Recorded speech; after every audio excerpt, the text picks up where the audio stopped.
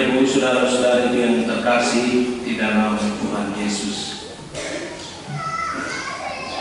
Pada masa Prapaskah minggu ketiga, kita semua diundang oleh Allah untuk menimba air kehidupan yang berasal dari Allah sendiri.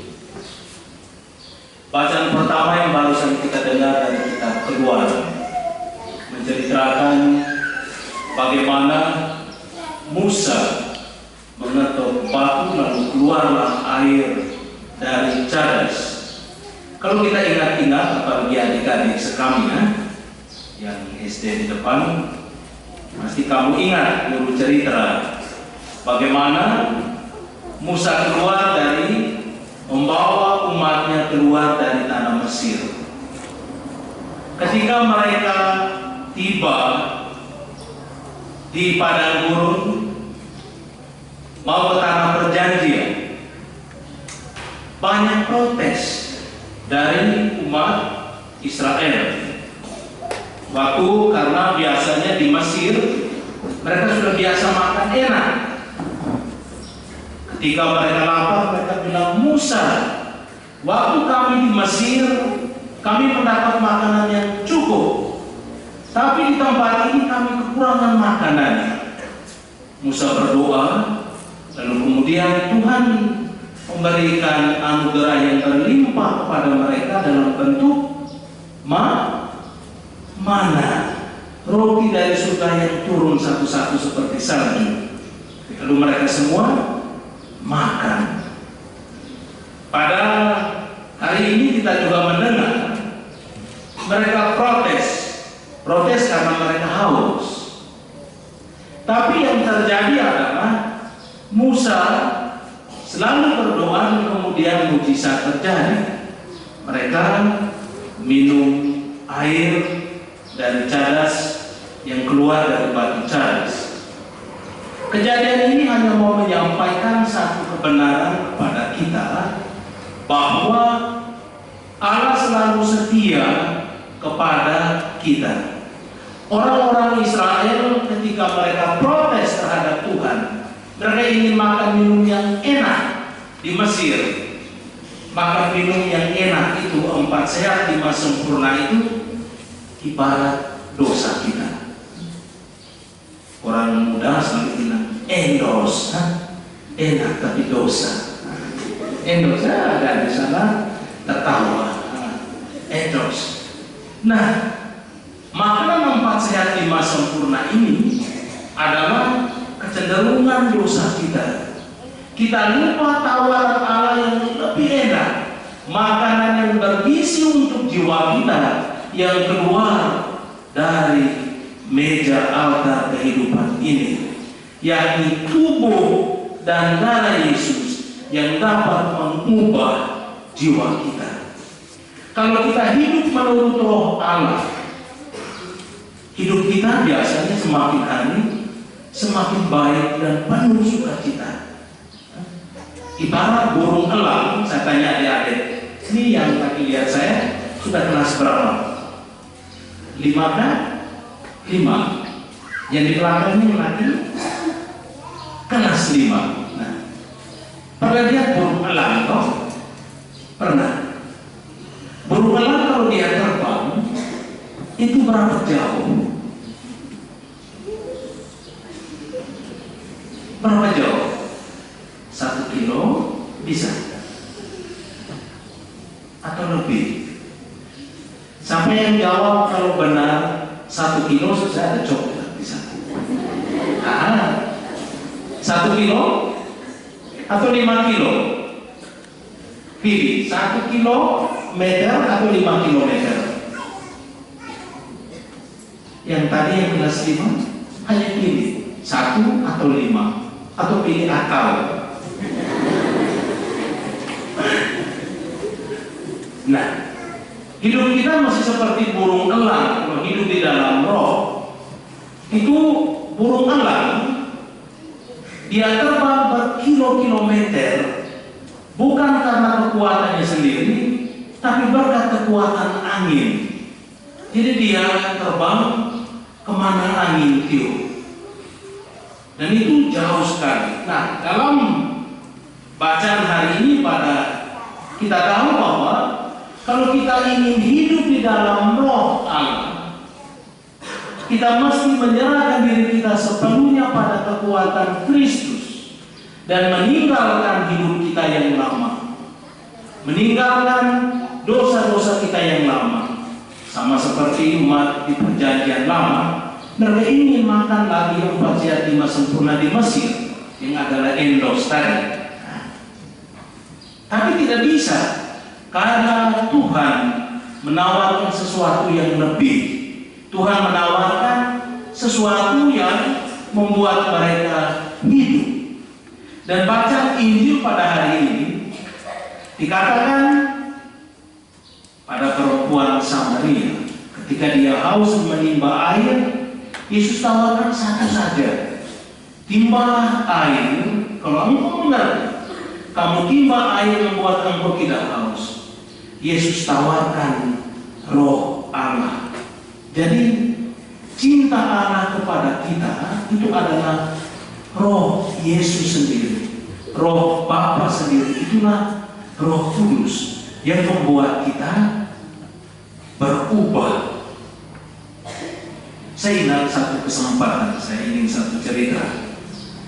Dulu sekitar berapa tahun lalu, waktu saya masih bekerja di Australia, kami punya kebiasaan adalah kita berkhotbah di tengah kota, bukan di gereja, tapi di tengah kota pada jam 12 siang, pada jam makan siang. Mengapa di tengah kota? Karena begitu banyak orang yang belum pernah mendengar mungkin kata Yesus. Jadi kita undang orang bukan di gereja, tapi di kota. Pada salah satu kesempatan kami pergi pikul dengan salib besar dengan gambar ikon Bunda Maria. Kami melakukan pujian di situ, membacakan firman, lalu berkhotbah. Pada saat berkhotbah, ada 7 orang, 4 laki-laki dan 3 perempuan datang, pakai pakaian hitam-hitam.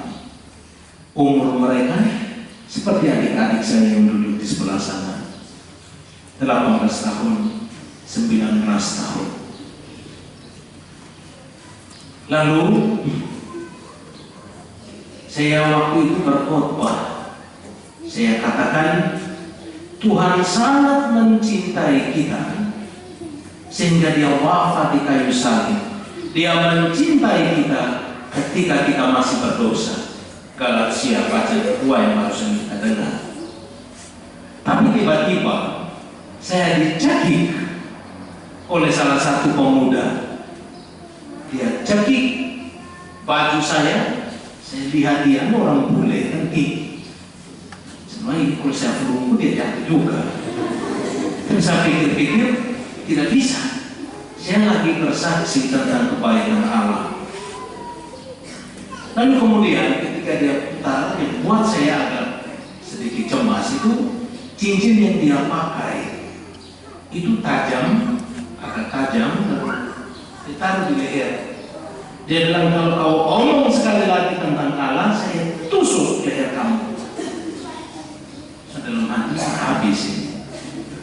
Lalu saya lihat dia, pandang wajahnya, saya bilang sabar.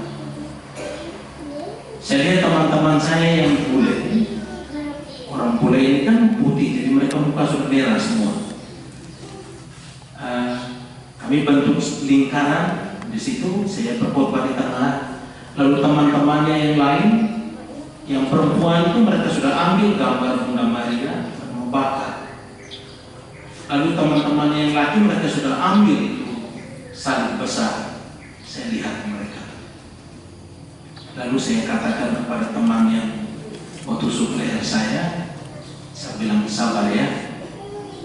Saya mengizinkan engkau untuk menusuk leher saya.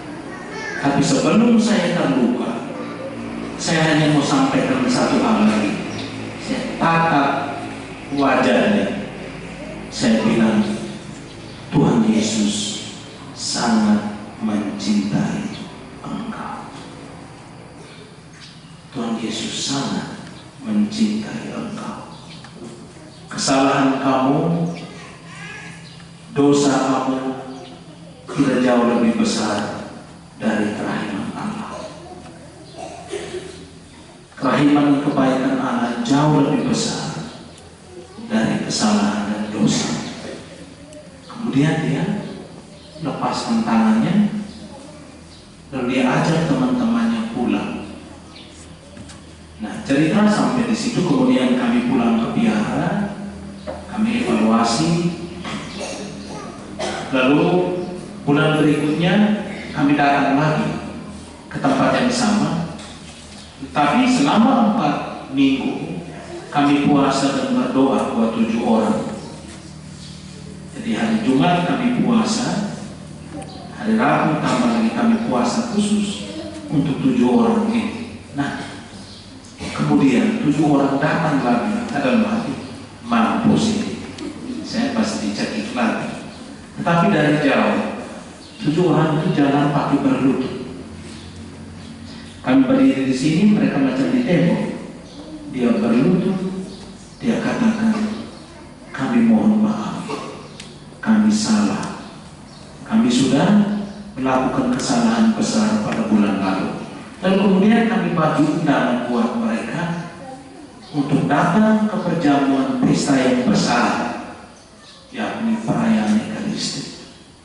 Dari 7, 4 menjadi Katolik dan menjadi penginjil yang kokoh kepada teman-teman jalanannya di kota Australia, di Canberra.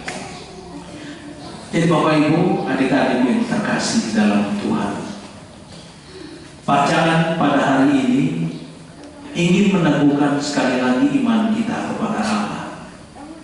Kita diundang oleh Allah untuk bertobat, untuk mengalihkan pengalaman atau kehidupan kita yang lama menuju kehidupan baru. Kalau tanpa Allah tidak bisa terjadi. Pertobatan adalah anugerah Allah dan juga kerinduan dari kita untuk bertobat. Mintalah kepada Allah karunia pertobatan agar kita bisa hidup dan menimba air kehidupan yang berasal dari Allah sendiri. Dosa dan kesalahan kita tidak jauh lebih besar dari kemurahan hati Allah.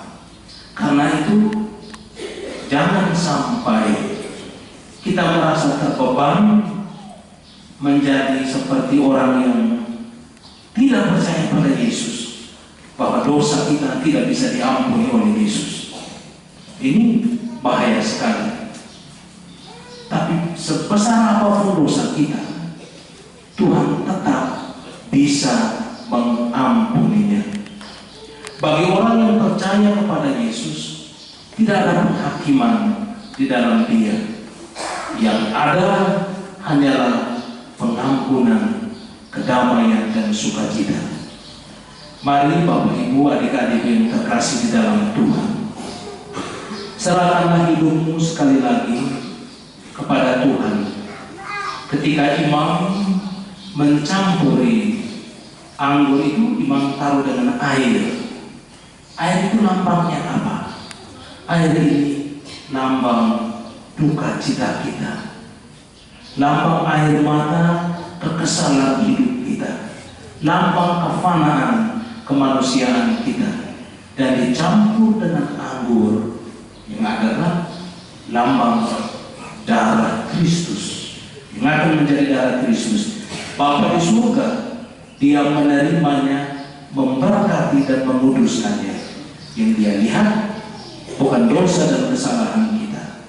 Yang Bapa di surga lihat adalah korban persembahan yang hidup, anaknya yang tunggal mati demi engkau dan saya. Maka pada masa pertobatan ini, secara agung masa Prapaskah, marilah kita membaharui hidup kita agar kita bisa menjadi pengikut Kristus yang setia, agar kita menimba kekuatan hidup kita dari Allah sendiri. Semoga bacaan-bacaan pada hari ini menginspirasi kita untuk selalu menimba kekuatan dari Allah sendiri.